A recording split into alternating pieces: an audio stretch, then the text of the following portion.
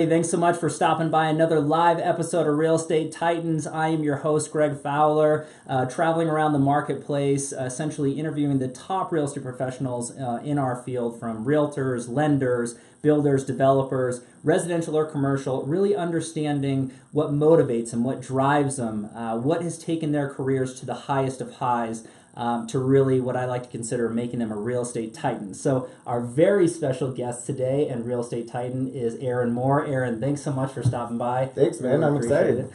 So we're just going to kind of do what we normally do, just go right through the questions, let everybody out there who's watching, real estate professionals or just regular consumers, understanding who you are. So Okay. I guess the first question is, tell everybody a little bit about you. Who is Aaron?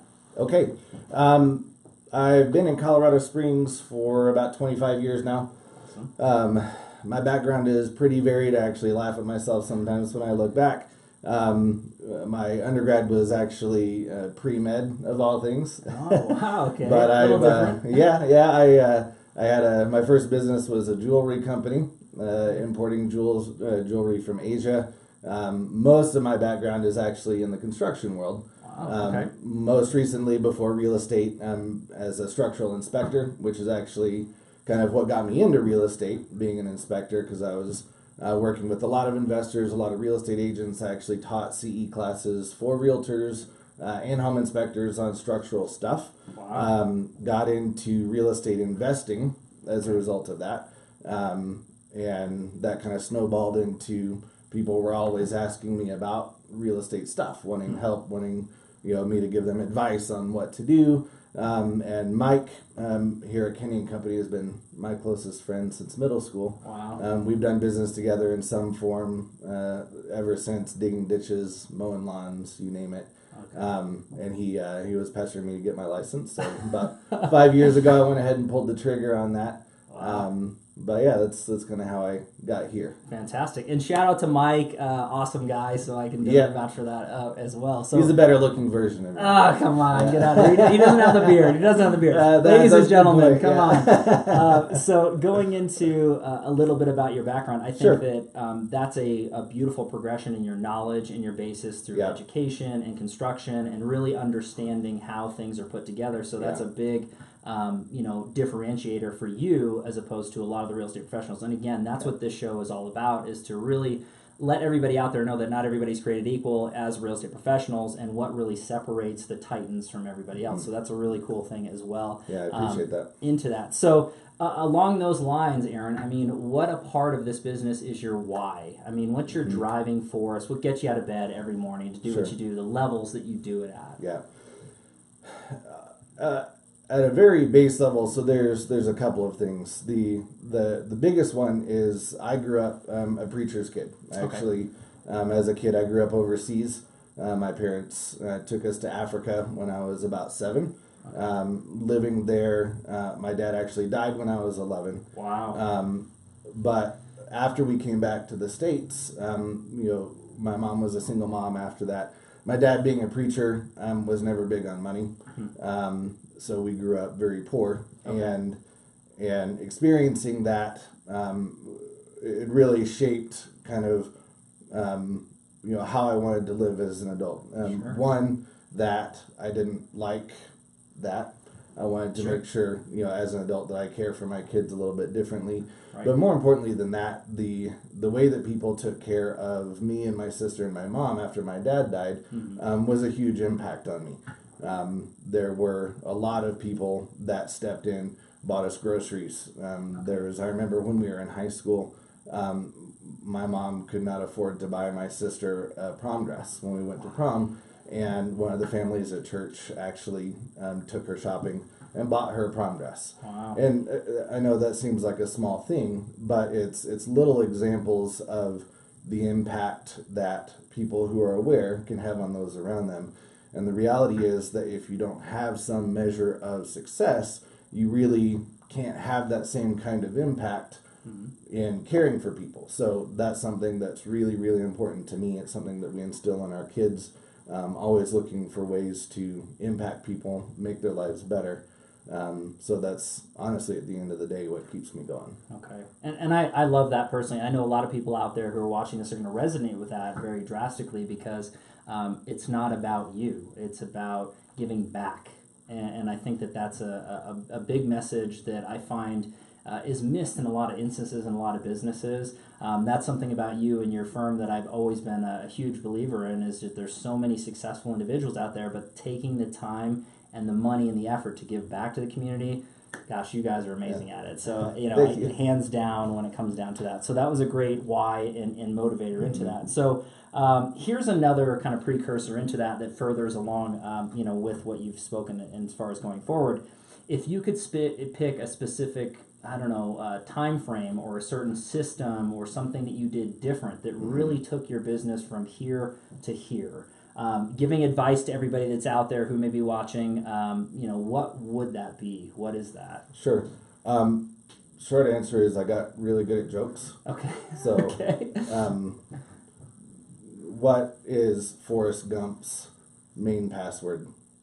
Oh gosh. It's one Forrest one. Okay. Going into that, so that makes it easy, right? Okay. I thought you were going into like a life is a box of chocolates sort of thing. I didn't know. No, that was a total distraction. Okay. But so the biggest impact on me, both personally and in business, because actually they go hand in hand, is goal setting. That's something that has really made a big difference to me. A lot of people have probably heard the specific studies of the difference between people that set goals, people that actually write those goals down, people that actually track those goals, and the differences in what they're able to accomplish when they do that. There was a study done at a business school that tracked graduate students post-graduation to see kind of what they did with their lives. Okay. Long story short, they looked at people that didn't set goals at all, those who set goals but didn't write them down, those who wrote them down, and those who wrote them down and then tracked them on a daily and weekly basis. Okay. The people that tracked them on a daily, weekly basis were about 3% of the people that they studied, and those people at that point had roughly 20 times the income as anybody else that they looked at. Wow. So it's a simple thing, sure, but that did really impact me and say, you know what, I'm naturally extraordinarily hardworking. Okay. I've always been able to just grind away and get stuff done. Sure. But I'm not naturally really good at kind of laying things out and going in a stepwise process. I tend to just kind of go with this and go with that. Knock it out. Yeah. So when I learned to do that, it made a huge difference. I actually have. It's kind of old school, but I have a couple of whiteboards in my office at home. Listen up, everybody. Take notes. Here are the secrets for Aaron. Right. I actually have a couple of whiteboards at home, and every single year, my wife and I get together, Mike and I get together, and we set out goals and plans for the next year for what we want to do. So, again, my business and my personal life are entwined, as everybody's is. Right. So, in business, it's certain, sales numbers, transaction numbers, things that I want to accomplish, but then it dovetails into with the family, what's important this year for our family to make sure that we accomplish. So whether it's, back to that giving thing, if it's this year, we always have a giving goal. Sure. That this is what we want to give this year. This is, the number of people we want to help. Wow. A new organization or whatever. But if we don't write them down, we're not going to hit them. So on my whiteboard, I have up there, number of transactions I'm going to do this year. Okay. Sales volume I'm going to do this year. I actually have these cheesy little thermometers that I color in. It's really exciting. No way, man. So as they go up, I get to see the thermometers, and every now and then, towards the end of the year, I'll literally, if I break through, I'll make the little spouts it does at the top. Yes, nailed it. Yeah. It's visual. It's a visual thing. But the reason why I do that is I have also found for me that when it comes to goal setting and getting things done, that if I don't have accountability, then it's not as effective either. Right. Once I put them up for the whole world to see, which is why it's literally on a 4-foot wide whiteboard in my office, I want everybody that comes over to say, hey, you're kind of falling short here. What's going on with that? Sure. Or, on the flip side, hey, looks like, things are going well. But if that's public, then I'm going to feel pretty silly if I don't get done what I need to. So I look at that monthly, weekly, daily. Love it. And that's how I make sure that I keep track of it. So yeah, goal setting, That's is a biggie. That's a big one, and when it comes down to it, and I love that you've analyzed that study portion to see what separates people. And it reminds me of kind of Napoleon Think and Grow Rich, or Napoleon Hill Think and Grow Rich, or you can look at there's a book.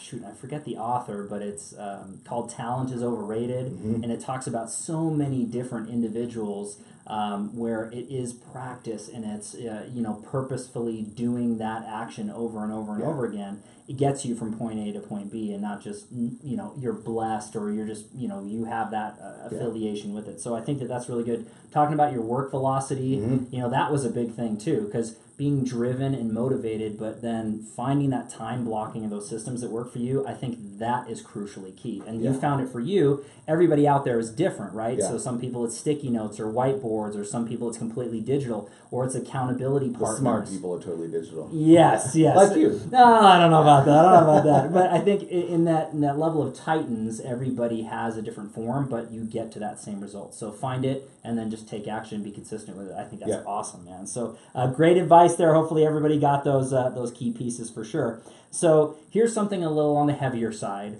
because when things are good, a lot of times it's easy for everybody to just kind of go through. But when challenges hit our way and it's not so good, that's what I find separates the top of the top professionals and individuals from everybody else. So, Aaron, if you could pick a challenge that you dealt with in your life that you overcame that made you a stronger and a better man, what might that be to share with everybody?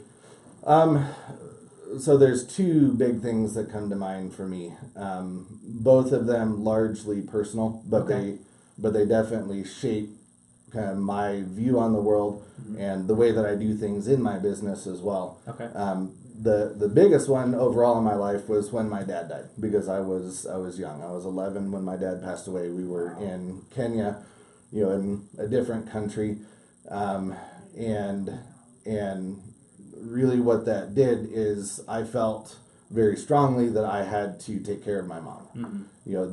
Like I said, my dad was not big on money, so there was not a lot of that. Right. I do have older siblings, but there's a big age gap between us. So it gave me a very strong sense of responsibility to say, my dad's not here.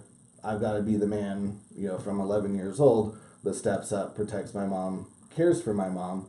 So from a fairly early age, it definitely made me buckle down and start working. Right. As early as I can remember. My wife the other day just asked me when my first job was, and I had to think about it, because I was thinking, man, honestly, I've been working ever since I can remember. Right? It's really hard for me to pinpoint that first one, but it comes back to that of feeling like I had to care for my mom, but it created that work ethic that has carried over, into my life. It served me well playing sports in college. Sure. Onto business. The other piece was a very hard life lesson that I learned after I was married, as I was maturing as an adult. Right before my first daughter was born, it was the first time I ever lost a job. Got downsized out of a pharmaceutical job. And one, it hit my pride, because I'd always been kind of, the guy getting out there and killing it. Right. But beyond that, it took me the better part of 9 months to kind of get back on my feet and find something else.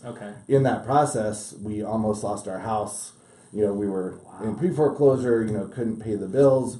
My first daughter, actually both my daughters, because it kind of bridged them, were both born on Medicaid. And as a guy that has a lot of pride, I had to really step out of myself and say, I need to swallow my pride and grind back. But what that did is, number one, it told me stop being stupid, because that's fair. I had an extraordinary amount of debt. I had no financial literacy whatsoever. So that really kicked me in the butt to say, learn how to manage money. Right. Getting out of debt was a big piece of that, because I was so buried in it. That's why we got so far behind so quickly because I had no savings. Sure. We had piles of debt. I mean, in that season of life, whenever we'd get a credit card offer in the mail, it's like, sweet, free money. Awesome. Yeah. All right. Yeah, max that thing out and do the next one. Yeah. So that, honestly, that really laid the foundation for me moving forward into self-employment, because I said, as soon as I get this sorted out, I'm going to pay off every stitch of debt I got. Right. I'm not going to go back here. So there's even still a little bit of that fear in the back of my mind, saying I'm not going to put my family in that position again. So that was a big screw up on my part. At the end, it taught me a lot about growing up. I think that you had a lot of key points that hopefully everybody's picking up here. I mean, initially talking about your family and growing up way earlier than most, bringing heavy responsibility on support. You wouldn't be the man you are today without that. 100%. So I think as horrible of a situation as that is, you've turned that into a positive into your life and representing in your family. As far as debt's concerned, that's happened to so many people. You talked about the downturn, the market crash. Yeah. It's crazy. And, to have reflection on it, to say, I'm never going to go back to this, and I'm supporting my family, and I'm a stronger, smarter, better man for it. That's great. You're not doing the same things over and over and over again and getting back into those holes. So again, no one wishes ill on anybody, or if it's health issues or financial issues or anything along those lines, but take the positive from every nature, and it's a learning experience. Yep. So that's really awesome share, Aaron. Thanks so much. I mean, I learned very little from my victories, I'll tell you that. Okay, that's a good one. Everybody write that one down for sure. Okay, so going into this one on a slightly lighter note, for everybody out there, so if we go into... We just lost 20 people right That's now. right. Oh, this is too heavy for us. This is rough. This is real. Such a downer. Yeah. This is live and real. This is getting to know everybody here. So if you could travel back in time and give your younger self a piece or two of advice, personally or professionally, what might that look like? What would you say to yourself? So the biggest thing would definitely be self-discipline. Okay. For sure. And if I travel back in time, I tell myself that yesterday. That's one day back. Yeah. That's fair. So I always have to remind myself of that, because like I said, I'm always going. So breaking it down, taking bite-sized pieces. Sure. But my very first business, I mentioned it really briefly, importing jewelry from China, was a phenomenal experience. I was 22 when I started that. Wow. And it was awesome. It taught me so much. Okay. Ultimately, I made zero money at all. At all. But it was because I was not disciplined. It was I'm self-employed. That means that I can kick back and play on the internet for 7 hours, or play my PlayStation or whatever, because I'm self-employed. Sure. So it was a great lesson that way. Okay, that didn't work out. Why didn't it work out? It's because I didn't look at the day and say, I need to do all of these things. Right. I just finished a great book that I really enjoy by Darren Hardy, called The Compound Effect. Okay. And it talks about that, and circling back to the goal setting, it talks about goal setting and incremental action. It's a really basic thing. It's not like it's earth-shattering, but it's a good reminder that when you are looking at big goals or things that you want to accomplish, that you start out by saying, you know what, I'm going to do one small thing every day, and I'm going to do it consistently, and I'm not going to stop. Wow. So the idea is, like right now, I've been training for doing obstacle races. Okay. A new thing that I found that's really fun. Very cool. But my tendency, just because the way I'm wired, is to say, if that race is 8 miles long, then day one I'm gonna run 7.5 miles, and right. I'm gonna work out 7 days a week. I'm gonna get this thing, and then you flare out and you burn out, and it doesn't happen. But if you start out saying, you know what, I'm fat, I'm out of shape, so I'm only gonna this week. Yeah, I'm gonna walk 2 miles 3 days a week. Sure. And that's the start. By golly, I can stick to that. Right. And then the next week I can do a little bit more. I can run it. But if that's the whole premise of it, is that if you start with attainable things that you do consistently that you don't stop doing over time, Love it. you will always overtake the people that do things in big chunks and then get distracted. And I think you have a lot. There's so much information in there. It's not even funny. But when it comes down to that, taking it in bite-sized chunks, the 1,000-mile journey starts with one step. Yep. So you're talking about just taking that one step at a time and going through, being consistent with it. I think that's important. You mentioned a book. Mm-hmm. So that's a part of the next question. Okay. No, which is Sorry, great. Which is great. So, but I mean, what books are you reading? Yeah. What podcasts are you listening to, or maybe influencers that you're following on social media that really get you going? So you mentioned one. Yeah. So that book, The Compound Effect, is probably one of my more favorite recent books that I've read. Okay. After I read it, I went back and read it again. Wow. That's great. But another one of my favorites that I'm getting ready to start again, I read it for the first time last year. I'm planning on basically rereading it every year. I just love it. Great. It's kind of odd, but it's called The Business Secrets of the Trappist Monks. Okay. I have not read that. So a good buddy of mine, Brian Kenney, told me about it. Okay. And it's a business guy who spent quite a bit of time in Catholic monasteries, basically living with the monks and kind of learning how they do life. Wow. And the reason why I love it is because it's really kind of a philosophy of business book. Mm-hmm. And it's really at the core about caring for people. Okay. Because like I said at the beginning, that is ultimately my why. Right. Is caring for people, and the basic premise of, if you love people, if you look out for what's in their best interest, no matter what, if you care for them, then your business will grow. And if that is the kind of the platform that you base all of your decisions on, that doesn't mean that you don't make hard business decisions. Right. You do. Right. But if it's on that platform of, am I caring for them, and if caring for them means they need to find a job somewhere where they can grow better than here, sure, then that's reality. But it's couched in, will that be best for them? So it's a book you should look up, because the first time I read it, my wife kept looking at me over on the couch because I was reading, and I would just involuntarily be like, yeah. Totally. Just out loud while I'm reading. And she looked over and she's like, what are you reading? That's awesome. Because I just kept saying, nodding my head, I was reading. So anyway, so an engaging book nonetheless. And I love that you mentioned, giving and helping, and then that comes back. That's how I live my life, how I live my business. I know you're the same way.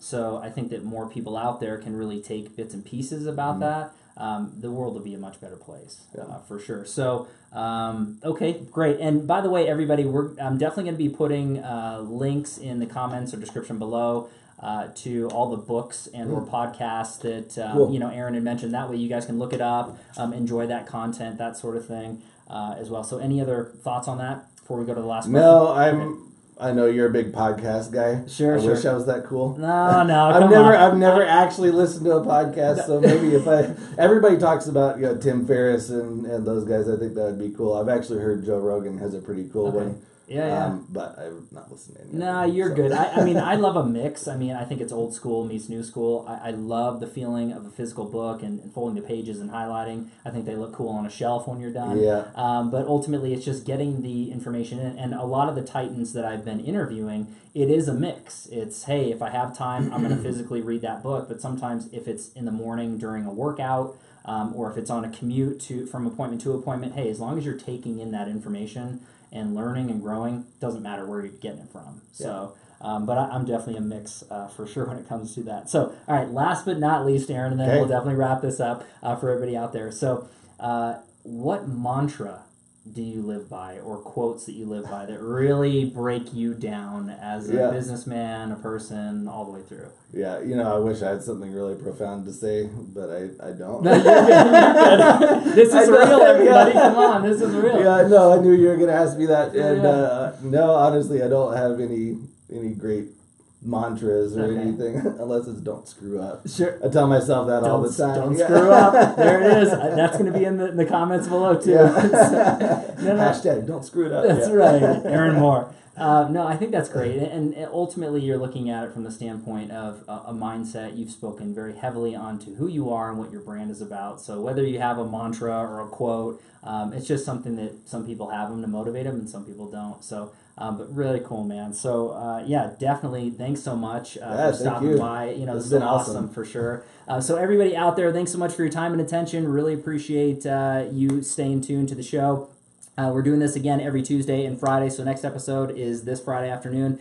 One of my buddies, Dave, actually made a great suggestion because sometimes we're doing this around 3 o'clock, 2:30, or even a little bit later in the afternoon. So if you want to get on live with us right away, just hit that notification button if it's on Facebook, or subscribe button if it's on YouTube, and then you'll be notified right when we go live. But otherwise, thanks again, and we'll catch you on the next one. But I would say, Aaron, you are officially a real estate titan in my book, my friend. So, but we'll see you guys later. Bye, guys.